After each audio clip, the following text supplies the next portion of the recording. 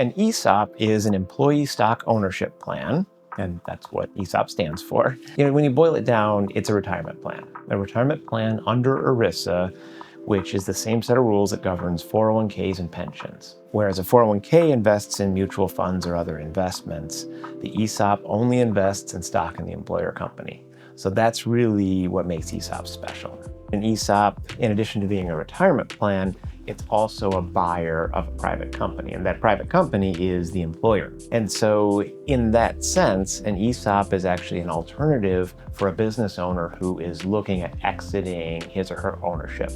It's an opportunity to transition ownership to the trust, which then provides beneficial ownership to the employees. They get a more meaningful stake in the business that they're working in. So the types of companies that are a good fit for an ESOP, first of all, have to have an owner who is primarily interested in preserving the legacy and independence of the company.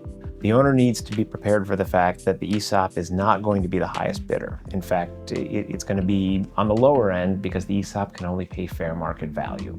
So if an owner is looking for absolute maximum cash, the ESOP is not going to be the right fit. Second, the company has to be US based, and that's especially important because only US employees can participate in ESOP. Third, it helps to have a fairly large employee base. So we tend to see manufacturers, distributors that have a large employee base. Typically 40, 50 employees is a good starting point and above. But under 40, 50, it just becomes a little bit too difficult to make it work cost effectively. Some of the tax benefits that are available to the owners, particularly one of the most attractive ones, is the ability to defer capital gains tax on their sale indefinitely if they set it up in a certain way. There's something called 1042 exchange, where if the business is a C corporation or converts to a C corporation, that selling shareholder can take their capital gains, roll them into qualified replacement property, and potentially defer the tax implications from those gains perpetually. On the other side, looking at it from the company's perspective, 100% ESOP-owned S-Corp pays no federal income tax, and in most states, no state income tax either. Another benefit is the legacy preservation. That's probably, the biggest piece in terms of why somebody would want to do this deal. Usually, when we see owners forming ESOPs, there's more than just their interests at heart.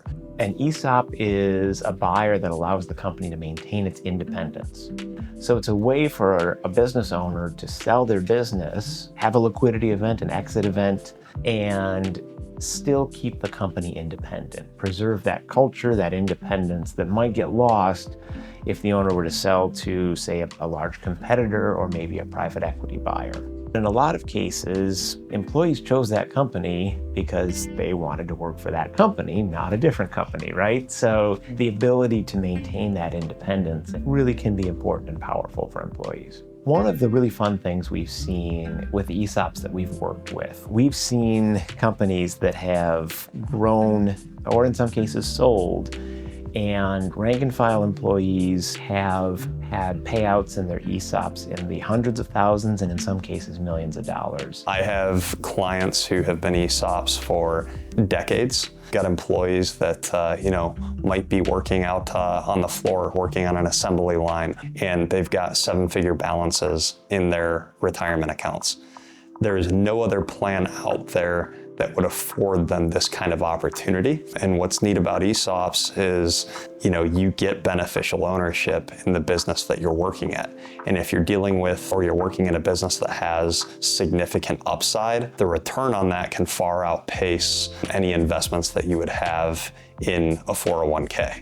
So if you're a business owner starting to think about your exit options, or if you're a trusted advisor working with business owners, an ESOP should at least be on the table. It should be considered.